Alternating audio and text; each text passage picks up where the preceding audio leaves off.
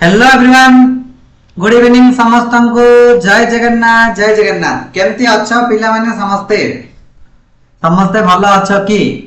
जय जगन्नाथ समस्त पिला ने कमेंट सेक्शन रे लिखि दियो जल्दी जल्दी समस्ते कमेंट सेक्शन रे जय जगन्नाथ लिखि दियो। आज रो क्लास टी बहुत बढ़िया हबो तो तुम माने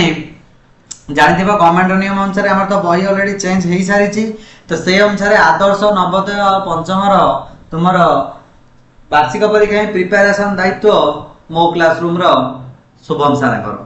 तो तुमर पंचम श्रेणी रो जो साहित्य पाठ 3 ऑलरेडी चैप्टर 1 चैप्टर 2 पढ़ी कि क्वेश्चन आंसर हमें डिस्कशन करि सारछंती। साहित्य रो पाठ 3 जे थाए पर उपकारे 3 नंबर पाठर ना कोन जे थाए पर उपकारे सेही पाठ 3 रो आज संपूर्ण पाठटी को आमे पिला माने सहज रे बुझिबा जे थाए पर उपकारे फुल डिटेल्स पूरा चैप्टर टी को आज पिला माने धीरे धीरे बुझी बुझी जिबा तापरे नेक्स्ट अदरे आ गोटे क्लास रे तार क्वेश्चन आंसर डिस्कशन करबा। तो ता पूर्व तुम माने किछि विशेष सूचना अछि पिला माने तो जो माने चलित वर्ष आदर्श नवोदय देबको चाहछ प्राय तो सब गुडा का हम चैनल रे जॉइनिंग करिसंती प्राय पिला प्रति वर्ष जॉइनिंग करूछंती एवं आम चैनल रे सिलेक्टेड है कि जहां मते क्वेश्चन होती सब थिरे सिलेक्टेड है कि तुम माने क्लास करूछंती सिलेक्टेड होछंती प्रति वर्ष एई ईयर मते सिलेक्टेड हेई सारछंती 2026 रे ऑलरेडी सिलेक्टेड हेई सारछंती तो तुम माने 2027 रे एग्जाम दबो तो तुम माने मते सिलेक्टेड हबो श्योर एडी निश्चित भाबरे पिला ने मु कहूची ओडिया मीडियम इंग्लिश मीडियम दी जण जाक पिलांग पई बेनिफिट्स अछि मो क्लासरूम प्ले स्टोर को जीवो डाउनलोड्स करिवो कोन मो क्लासरूम आदर्श प्लस नवोदय अछि खाली नवोदय पिलांगर मध्ये क्वेश्चन अछि खाली आदर्श रो मध्ये क्वेश्चन अछि ला सब किछि पई प्रिपेयर करछन्ती हमर मु आउ श्रीधर सर मु माने के हमर शुभम सर हैला ठीक अछि चलो तो पिला माने आज आमे सही चैप्टर नंबर 3 रो जो माने जॉइनिंग हेनो शीघ्र जॉइनिंग हे जा और टाइम अछि बहुत टाइम अछि हम हाथ रे डेरी करने पिला एमती गोल्डन अपॉर्चुनिटी लो प्राइस रे लो कॉस्ट रे फुल डिटेल्स हम आप रो एवरीडे टाइम होची 8 रो 9 पीएम आप रे जो क्लास होची तो टाइम होची 8 टा रो 9 पीएम एवरीडे प्रतिदिन 8 टा रो 9 हमर आप रे क्लास होची हैला तो तुम माने समस्त सेठी क्लास करिवो एवं सिलेक्टेड मध्ये हो चलो तो आज हमें चैप्टर 3 को पिला ने डिस्कशन करबा तो चैप्टर 3 रो ना कोन चैप्टर 3 पाठ ओडिया रो पाठ 3 रो नाम होची जे थाए पर उपकारे कोन पाठडा किए कार उपकार रे अछि कोन अछि से सब किछि पढिबा ता पूर्व ताकर लेखक ना जानिबा डॉक्टर रमेश चंद्र पत्री लेखक के डॉक्टर रमेश चंद्र पत्री लिखिसंती एटा को चलो धीरे धीरे करी सब किछि पढिबा। भारत हमर जन्मभूमि विराट हमर एई देश अनेक राज्य और केंद्र शासित अंचल को नहीं देशटी आमर गठित आम देश रो ना कोन समस्त जानछथि देश रो ना कोन भारत एवं राज्य रो ना कोन ओडिसा तो आमर एई देश भारत विराट बहुत बड़ देश एई राज्य या देश रे आमर 28 टा केंद्र सॉरी 28 टा राज्य अछि 7 टी केंद्र शासित अंचल अछि एमान को नै कि टोटल आमर इंडिया गठित आम देश रो गुजरात राज्य रो कच्छ अंचल रे जन्म ग्रहण करथिले जने साधु कोडे गुजरात रो कच्छ नामक अंचल जने साधु बाबा जन्म ग्रहण करथिले नाटी तांकर मेकरण ता ना कोन थिला मेकरण थिला तांका ना मेकरण ऋषि बोली तांको डाकुथिले से थिले गुरु दत्तात्रेयंकर शिष्य तो गुरु दत्तात्रेयंकर शिष्य ना कोन मेकरण से जन्म ग्रहण करथिले गुजरात रो कच्छ नामक जगह रे गिरिनार पर्वतर पाददेश रे थिबा अरण्य रे से 12 वर्ष तपस्या करथिले ए जो मेकरण नामक ऋषि जे कि दत्तात्रेयंकर शिष्य थिले मेकरण ऋषि दीर्घ 12 वर्ष तपस्या करथिले कोडे गिरिनार पर्वत कोडे पर्वतर ना कोन गिरिनार ए गिरिनार पर्वतर पाददेश रे से तपस्या करथिले केते वर्ष 12 वर्ष एही समय मध्यरे भोक होले से कंदमूल खाउथिले एवं शोष होले झरणा पानी पी तृषा निवारण करूथिले जदि तांको भोक लागिबो ताले से कोन करथिले कंदमूल खाउथिले आउ जदि शोष लागिबो ताले से झरणा पानी पीउथिले से जो 12 वर्ष तपस्या करिवा मध्यरे गुरु दत्तात्रेय जेते बेले जानिले जे तांको शिष्य मेकरण कठोर तपस्या करूछंदी तांको मन आनंद रे पूरी गला से तांको पाखरे पहुंची आशीर्वाद कले दत्तात्रेयंकर शिष्य थिले मेकरण जेतला दत्तात्रेय जानिले जे मोर शिष्य कठोर परिश्रम करिकी कठिन तपस्या करूचंदी कठोर तपस्या करूचंदी दत्तात्रेय निजे तांको आशीर्वाद देबा पई तांको पाखरे पहुंचले का पाखरे पहुंचले का पाखरे पिला ने ध्यान देई सुनुछ क्लास रे एने जने कथा होने आउर पिला जॉइनिंग करूचंदी जय जगन्नाथ गुड इवनिंग समस्ते हला तो मेकरण ऋषि पाखरे गुरु दत्तात्रेय पहुंचे दिले मेकरण दत्तात्रेय को कहले मेकरण ऋषि दत्तात्रेय को कहले गुरुदेव मु 12 वर्ष धरी तपस्या करिछि एबे मते कोन करिबाको हेबो दया करी कहंतु केते वर्ष तपस्या करछि 12 वर्ष धरी की जतो दत्तात्रेय मेकरण ऋषि का आगु को आसिले तो दत्तात्रेय कहले मु 12 वर्ष होला तपस्या करछि एबे कोन करी मते को दत्तात्रेय तांको दुईटी तुम्बी देइकरी कहले तुम्बी माने कोन रखिबा पई किछि पात्र जागा ताको तुम्बी बोली कुआ जाय तो से तुम्बी दीटा देई कहले पुओ तुमे जे कच्छ भूमि रे तमे जो कच्छ भूमि रो आसीच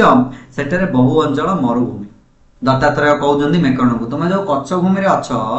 से जगह बहुत मरुभूमि अंचल तो कोन मरुभूमि ताल सेटे कोन करिवो सही मरुभूमि अंचल दे जाउतिबा पथिक माने पानी न पाई तृषारे कातर होई पड़ंदी माने तृषा माने होची रे सोचिला मरुभूमि अंचल तो जानि छते पिलाने तो माने समस्त जानछ मरुभूमि होची टिके पानी नथिबा जागा चारिये सब बाली ही भर्ती हितो से जगह पानी मिलिया टिके बहुत कष्ट तो हमको दत्तात्रेय कहउछन्दी मेकरण ऋषि को तो तमे सेही जागा रे देखि दियो लोक माने पानी न पी छटपट होउछन्दी तो पानी अभावरु अनेक समय से माने मृत्यु मुखरे मध्ये पड़ंती तो तुमे दुईटी जागा तुम्बी रे पानी नै से माननकु प्रतिदिन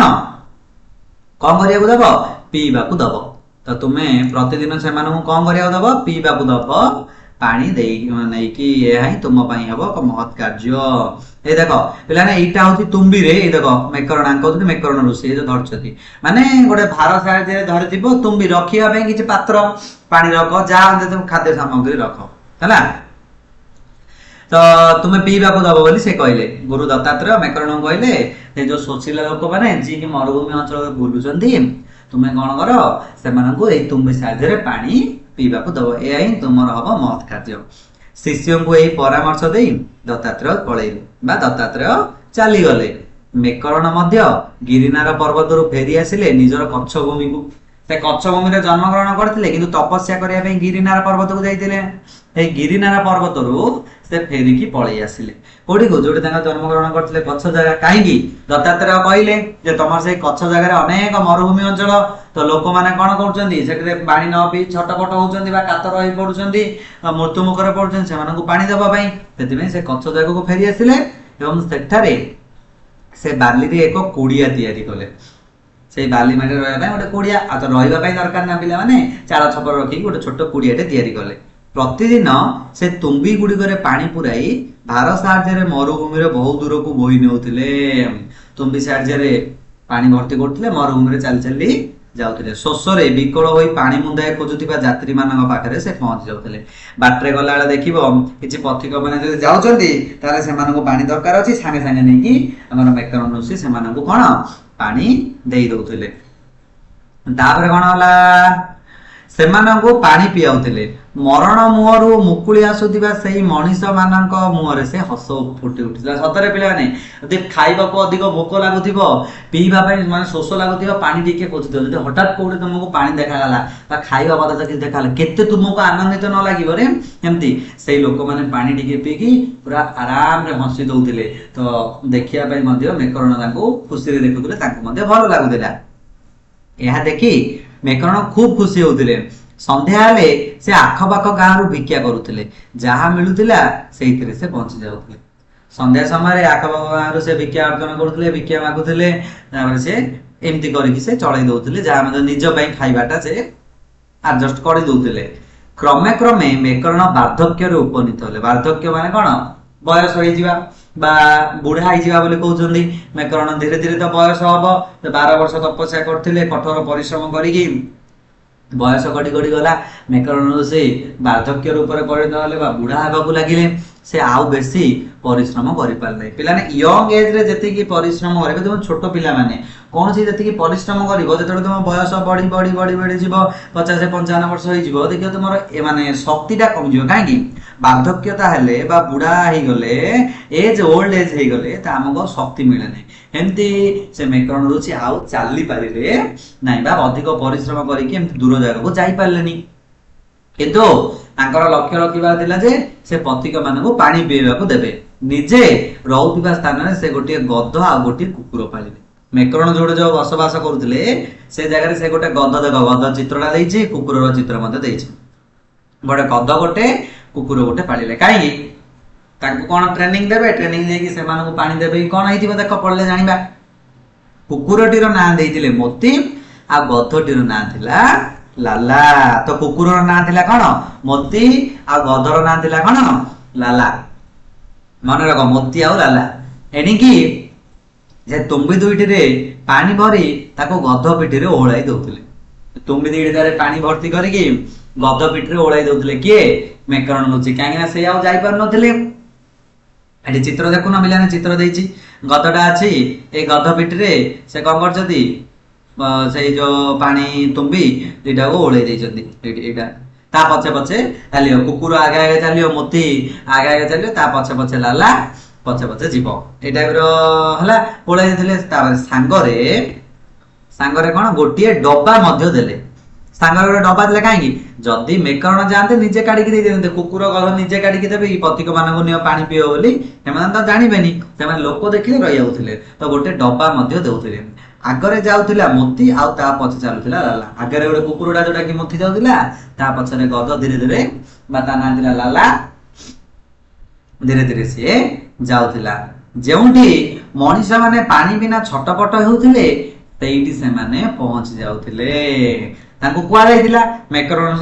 सेही परि तांको शिक्षा दिथिले जे जोटी लोक देखिबो लोक माने शोष लागो जिवो तृषा रे छटपट होते से जगह रहि जिवो तो कुकुर बा लाला हमर जो मोती लाला दी जण जाक से जगह को पळौथिले सोसिला मनीष माने गध पिठी रे ओळिथिबा तुम्बिरु डब्बारे पानी काढी पिउथिले से माने जीवन बंची जाउथिला तो से माने निजे से डब्बारु पानी काढी की पिउथिले संध्या हेले मोती ओ लाला पुणी फेरी आसुथिले कुडिया पाखु जेता संध्या हबो मोती ओ लाला पुणी तने कोन करथिले तो तुम्बी पाखु तांगर कुडिया पाखु फेरी आसुथिले तुम्बी धरि की पुणी थरे मेकरण लाला पिठिरु तुम्बी दुइटी ओलाई देउथिले मेकरण जतळ देखियो हां मोती लाला पळि आथिले से जाई की तुम्बी दुइटा खाली हेइथिबो से ओलाई दउथिले दिन बेला मेकरण केतेक स्थानरु विज्ञा संग्रह करि नै होउथिले तो मोती ओ लाला जाउथिले पानी देबा पाई आउ मेकरण से घरे बसी बसी कोन करिए से धीरे धीरे पाखा पाखा कोली को अल्प दूर जागा को जाई की से किछि खाद्य संग्रह करि अंत नले खाइबे कोन तो विज्ञा अर्जन करि किछि आनथिले तइरो से दुई भाग मोती ओ लाला को दउथिले आ गोटे भाग निजे खाउथिले टोटल तीन भाग कर दउथिले गोटे भाग निजे पई रखुथिले आ गोटे भाग मोती को आ गोटे भाग लाला को देई दउथिले बेले बेले कौन से भोकिला यात्री जे तांका निकट रे पहुंचुतिला ताकू बे से निजे भाग्यर खाद्य देई दउथिले मेकरण रोसी जरा खाइबा को जाउथिबे से समय रे कोन से भोकिला दरिद्र लोकटे जदी भिक्षा मागुथिबा समय रे पळि आसीबो जे भोक लागुची किछि सहाय्य करंतु बोली बा किछि भिक्षा दियंतु बोली तो से समय रे एइटा मध्ये तांको से देई दउथिले जे निज भागटा को क्षुधार्त को खाद्य देई पारुथिबारो परम तृप्ति लाभ करूथिले क्षुधार्त को खाद्य दउथिबारो से तृप्ति लाभ बोले माने तांको संतुष्ट लागुतला निजे खाई की जति की तृप्ति लाभ करिथांते ताको खाद्य देई की मध्ये तृप्ति लाभ करूथिले थरे कच्छ राज्यर राजा सेही अंचल को शिकार करिया को आछिले जोटी हमर बसवास करूथिले मेकरण ऋषि से जगह को ए जो कच्छ अंचल रे कच्छ अंचल राजा जने शिकार करिया पई आसिले तांका सहित थिले केतेक राज कर्मचारी सैन्य मंत्री कटुआळ सब राजा संगे थांती तो सेमिति राजा से मंत्री कटुआळ समस्त समय रहउथिले राजा सारा दिन बुली बुली कोनोसी जंतु को पाइले नाही राजा शिकार करिया आसिले दिन जाक बुलले किंतु कोनोसी जंतु को देखिलेनी माने शिकार करिया पई जे कोनोसी पशु पक्षी को से देखिले नाही संध्या बेला को किछि समय बाकी थाए मरुभूमि रे से मेकरणंगर गध और कुकुर को देखिले तांकर आश्चर्यर सीमा रहिलानी संध्या बेले किछि समय बाकी अछि संध्या हेबा पई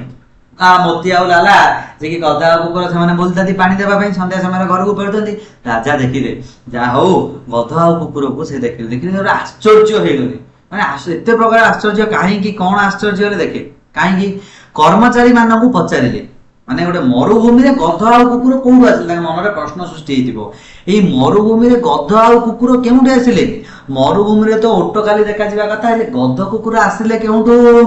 एठार तो चित्तभागर भय रही हाबुड़े माने बंचिचंती किपरि राजा कर्मचारी मानक राजा पचारे बोले शुण शुणती ये जो मोती आउ लाला राजा तो जान ना पचारे गदटा और कुकुरटा ये अंचल कौटू आइले चित्ताबाघ तो अंचल भय रही चित्ताबाघ तो मारिकी खाई दौर समस्त एम कौन हाबुड़े पड़ी ना कि मैंने कौन बंचिकी अच्छा राजा मन में एमती क्वेश्चन आसला बेले बेले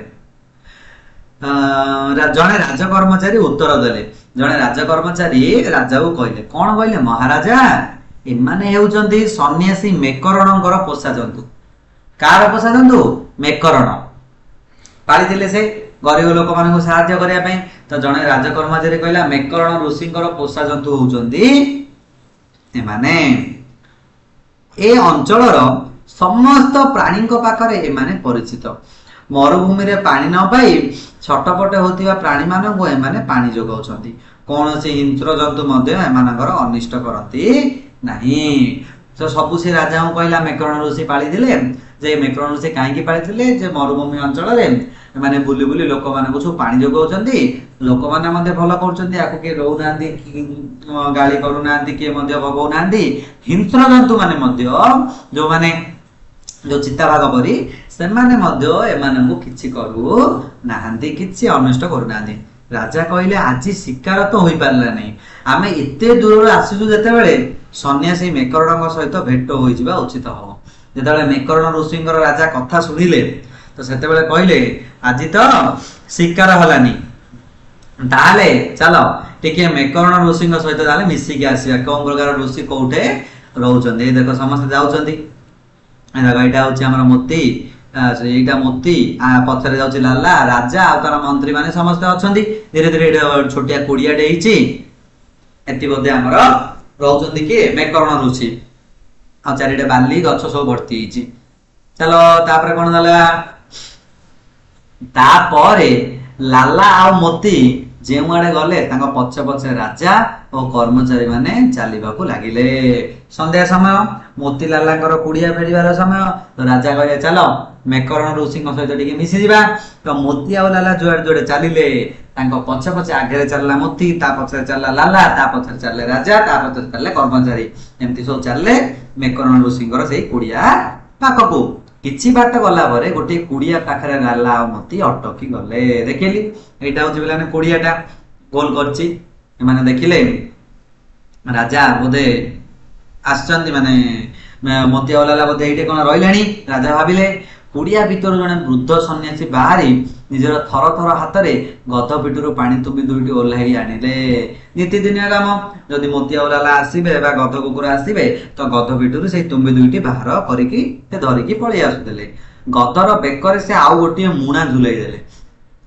से पानी तुम्बी दीटा काढदेले आ गोटे मुणा झुलाई देले कुकुरटी को चिट्ठीटीए देले तांकर दरकारी जिनस गुड़िकर ना से लेखा थिला जहा जहा मेकरण ऋषि को दरकार हबो कोड कोन आनिबा पई से गध पिटरे कम गले गोटे बैग टी बा गोटे मुणा टी झुले देले आ कुकुर गोटे चिट्ठी दे देई कहले तांकर जहा दरकारी जिनस गुड़िकर ना से सब लेखा हितला जहा दरकार जिनस पाख गाँर दोकानी मध्य चिट्ठी सहित परिचित थिला पाख गाँर दोकानी जहा मेकरण ऋषि को दरकार सी चिट्ठी तो परिचित थिला आगरु जे मोती आसुची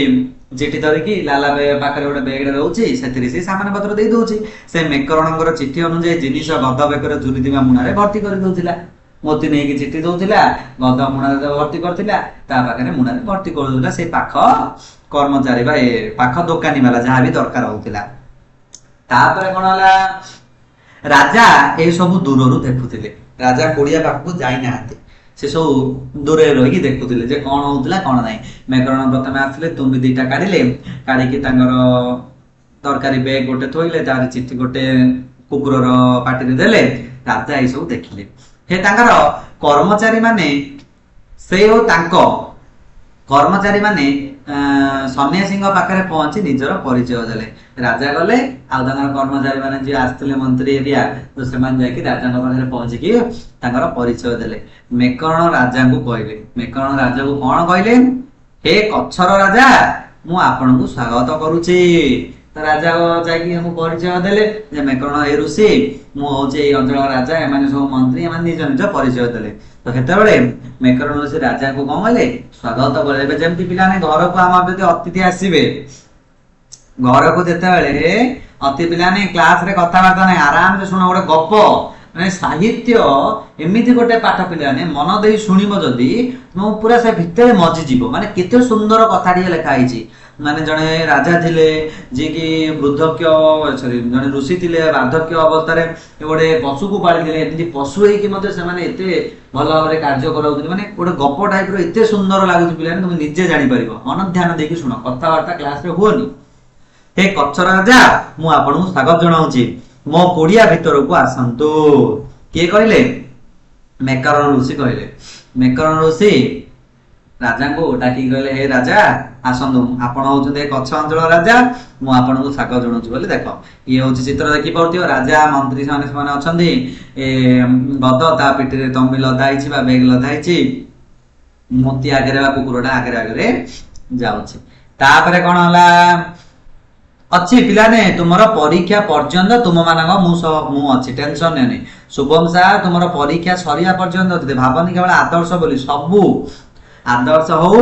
ପ୍ଲସ ନବୋଦୟ ହଉ, ସବୁ ଗୁଡାକରେ ମୁଁ ତୁମ ମାନଙ୍କ ସହ ଅଛି। ତୁମ ମାନେ ଖାଲି ପିଲାମାନେ ଆମ ସହ ଆଟେଣ୍ଟିଭଲି ରୁହ, ସ୍ନେହ, ଭଲ ପାଇବା, ଶ୍ରଦ୍ଧା, ଏମିତି ଭଲ ପାଇବା ରହିଥିବ, ଦେଖିବ ତୁମ ମାନଙ୍କ ସହ ସବୁବେଳେ ମୁଁ ଅଛି। ଭାବନି ସାର୍ କହୁଛନ୍ତି ଏମିତି ଖାଲି ନାହିଁ, ପିଲାମାନେ ପୁରା ପରୀକ୍ଷା ସରିବା ପର୍ଯ୍ୟନ୍ତ ମୁଁ ଅଛି। ଏବଂ ଆଦର୍ଶ ନବୋଦୟରେ ଯଦି ଡେଇଲି କ୍ଲାସ କରିବାକୁ ଚାହୁଁଛ, ମୋ କ୍ଲାସ ରୁମରେ ଜଏନିଂ ହୁଅ। ଡେଇଲି ଟୁ ଡେଇଲି କ୍ଲାସ ହଉଛି, ୱିକଲି ଟେଷ୍ଟ ହଉଛି, ମନ୍ଥଲି ଟେଷ୍ଟ ହଉଛି, ଡିସ୍କସନ ଲାଇଭ ସବୁ କ୍ଲାସ ହଉଛି, କମ୍ପିଟିସନ ଭାବରେ କ୍ଲାସ ଚାଲିଛି। ବହୁତ ସାରା ପିଲାମାନେ ଜଏନିଂ କରୁଛନ୍ତି। ଦେଖ ତାହେଲେ ଯିବା ଆମେ। ତାପରେ କଣ ହେଲା? ତ ରାଜା ତାଙ୍କୁ କୁଡିଆ ଭିତରକୁ ଗଲେ। ସେତେବେଳେ ଶୀତ ବଢିବାକୁ ଲାଗିଥାଏ। ରାଜା ଯୋଉ ସମୟରେ ଆସିଥିଲେ ସେ ସମୟରେ ଟିକେ ଶୀତ ଥିଲା, ଶୀତ ଅଞ୍ଚଳ, ଶୀତ ମୌସମଟା ଥିଲା। ଆଉ ମେକରଣଙ୍କର ଦେହ ଶୀତରେ ଥର ଥର ହଉଥାଏ। ବୁଢା ଲୋକ, ବାର୍ଦ୍ଧକ୍ୟ ଅବସ୍ଥାକୁ ପଳେଇଛନ୍ତି। ତ ମେକରଣ ଋଷି କଣ କରୁଥିଲେ? ଶୀତରେ ଥରୁଥିଲେ। ରାଜା ପଚାରିଲେ, ମହାଶୟ, ଏଇ ମରୁ ଅଞ୍ଚଳରେ ଆପଣଙ୍କୁ କଣ ଶୀତ ହେଉନାହିଁ? ମେକରଣ କହିଲେ। ମେକରଣ କଣ କହିଲେ? ଶୀତ ହେଉଛି, କିନ୍ତୁ ମୁଁ ଶୀତକୁ ଡରୁ ନାହିଁ। ଶୀତ ଦିନିଆ ଅଞ୍ଚଳ, ତୁମେ କହ ସାର୍ ମରୁଭୂମି ତ ସବୁଦିନେ, ତୁମେ ମନେ ରଖୁଛ ନା ସାର୍ ମରୁଭୂମି ତ ଆମର ସବୁଦିନେ ଗରମ, ଶୀତ କେମିତି ହେଲା? ଆରେ ପିଲାମାନେ ଶୀତ ଅଞ୍ଚଳରେ ଯାହା ବି ଟିକେ ତ ଶୀତ ହବ, ଆମର ସବୁବେଳେ କଣ ଗରମ କି? ଯାହା ବି ଅଳ୍ପ ପରିମାଣରେ। ତ ରାଜା ଦେଖିଲେ ତାଙ୍କ ଦେହ ଥରୁଛି,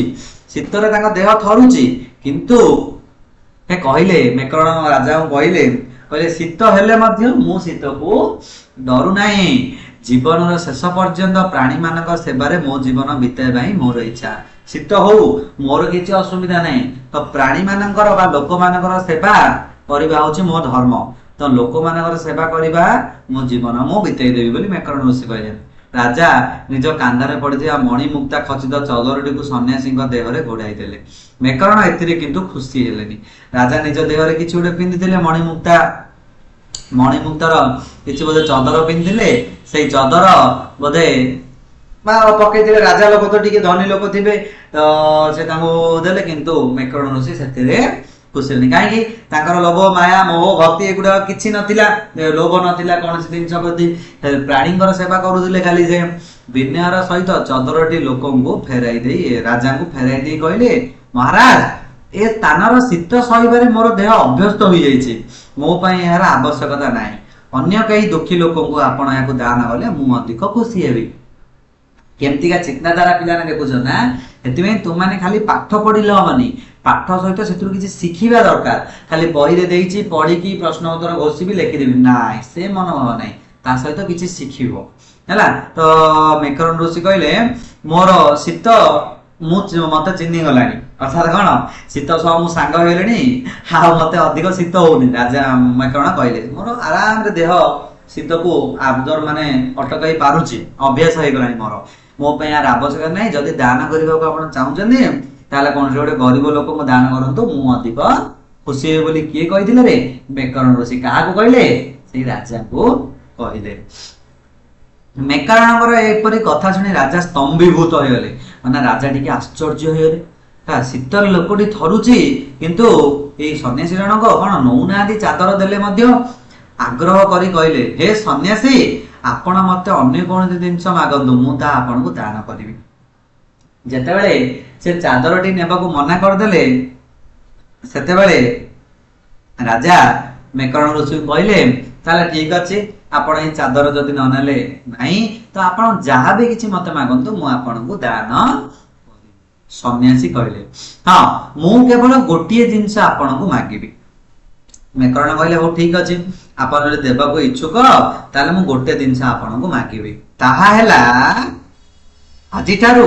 ଏଇ କଚ୍ଛ ଭୂମିରେ ଆପଣ ଆଉ କେବେ ଶିକାର କରିବେ ନାହିଁ ତ ରାଜାଙ୍କୁ ମେକରଣ ଋଷି କଣ ମାଗିଲେ ରାଜାଙ୍କୁ ମେକରଣ ଋଷି କହିଲେ ଯେ ଆପଣ ଏ କଚ୍ଛ ଅଞ୍ଚଳ ଯୋଉ ଶିକାର କରିବା ବସିଛନ୍ତି ନିରୀହ ଜୀବଜନ୍ତୁ ଗୁଡାକୁ ଯୋଉ ମାରି ପକାଉଛନ୍ତି ସେମିତି ଆପଣ ଆଉ କେବେ ବି କରିବେ ନାହିଁ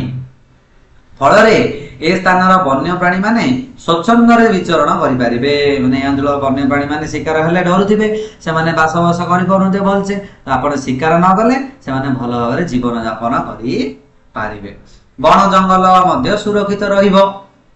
ଏଇପରି ଭାବରେ ରାଜାଙ୍କୁ ସେ କହିଲେ ମେକରଣଙ୍କର ଏପରି କଥା ଶୁଣି ରାଜା କହିଲେ ହେ ସନ୍ନ୍ୟାସୀ ମୁଁ ଆପଣଙ୍କୁ କଥା ଦେଉଛି ଆଜିଠାରୁ ଏ ଅଞ୍ଚଳ ଆଉ କେହି କୌଣସି ବନ୍ୟପ୍ରାଣୀଙ୍କୁ ଶିକାର କରିବେ ନାହିଁ ରାଜା ସନ୍ନ୍ୟାସୀଙ୍କୁ କଥା ଦେଲେ କହିଲେ ସନ୍ନ୍ୟାସୀ ମୁଁ ଆପଣଙ୍କୁ କଥା ଦଉଛି ମୁଁ ନୁହେଁ ଆଉ କିଏ ମଧ୍ୟ ଏଇ ଅଞ୍ଚଳରେ ଶିକାର କରିବେ ନାହିଁ ତ ଏଇ ଅଞ୍ଚଳ ହେଇଯିବ କଣ ଶିକାର ନିଷେଧ ଅଞ୍ଚଳ ତ ବନ୍ୟପ୍ରାଣୀ ମାନେ ଫ୍ରିଲି ବୁଲି ପାରିବେ ନିଜ ଇଚ୍ଛାରେ ବୁଲି ପାରିବେ ଶିକାର ଆଉ କେହି ବି କରିପାରିବେ ନାହିଁ ତାପରେ କଣ ହେଲା ତାପରେ ରାଜା ନିଜ ଉଆସକୁ ଫେରି ଆସିଲେ ଏଇ କଥା ମେକରଣଙ୍କୁ ସେ କହିଲେ ତାପରେ ସେଇ ଦିନ ଠାରୁ ଆଜି ଯାଏ ଏଇ ଅଞ୍ଚଳରେ ବନ୍ୟପ୍ରାଣୀ ମାନେ ନିର୍ଭୟରେ ବିଚରଣ କରୁଛନ୍ତି କୋଉ ଅଞ୍ଚଳରେ କଚ୍ଛ ଅଞ୍ଚଳରେ କାହିଁକି ରାଜା ଶିକାର କରିଦବାର ତ କଚ୍ଛ ଅଞ୍ଚଳରେ ଏବେ ନିର୍ଭୟରେ ବନ୍ୟପ୍ରାଣୀ ମାନେ ବୁଲାବୁଲି କରୁଛନ୍ତି ଏଠାରେ ଶିକାର କରିବାକୁ ବାରଣ କରାଯାଇଛି ତ ରାଜା ଯୋଉ ଦିନଠାରୁ ଶିକାର କଲେ ବନ୍ଦ କଲେ ତା ପରଠାରୁ କେହି ମଧ୍ୟ କଚ୍ଛ ଅଞ୍ଚଳରେ ଶିକାର କରିଲେ ନାହିଁ ତ ରାଜା ତାପରେ କଣ କଲେ ଏଠି ମେକରଣ ଋଷି ବା ରାଜା ଚଉଦକୁ ଦୁଃଖୀ ଦରିଦ୍ର ଲୋକମାନଙ୍କୁ ସବୁ ଦାନ କରୁଛନ୍ତି ମେକରଣ ଋଷି କହିଲେ ଆପଣ ଅନ୍ୟକୁ ଦାନ କରିଦିଅନ୍ତୁ ସେ ଚାଦର ହଉ ଯେ କୌଣସି ମୂଲ୍ୟବାନ ଜିନିଷ ମତେ କିଛି ଆବଶ୍ୟକ ନାହିଁ ତ ମେକରଣ ଋଷି ଆଣିକି ଦାନ କରିଦେଲେ ଦରିଦ୍ର ଧନୀ ଲୋକ ମାନେ ଦରିଦ୍ର ଦିନହୀନ ଲୋକ ଓକେ ତ ଏତିକି ଥିଲା ପିଲାମାନେ ଏଇ ପାଠର ମୋର